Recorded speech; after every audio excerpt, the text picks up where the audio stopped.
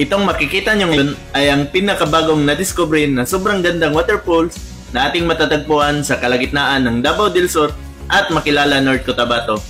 Naging sikat at dinadagsa ang waterfalls na ito ngayon ng mga turista dahil sa sobrang ganda at sobrang lamig at linis ng tubig na dumadaloy dito. At napapaligiran pa ito ng mga punong kahoy dahil ang waterfalls na ito ay nasa kalagitnaan mismo ng kagubatan.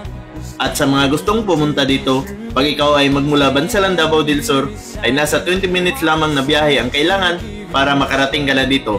At pag ikaw naman ay magmula makilala North Cotabato, ay nasa 20 minutes pa rin po na biyahe ang kailangan upang makarating ka dito. At bago ka makarating mismo sa falls na ito, ay kailangan mo munang maglakad ng hindi bababa sa 10 minuto dito sa napakagandang kagubatan. At ulitin ko lamang po sa mga gusto at nais makapunta dito ay matatagpuan at mapupuntahan nyo ang napakagandang waterfalls na ito sa Sitio Malandag, Old Bulatukan, Makilala, North Cotabato.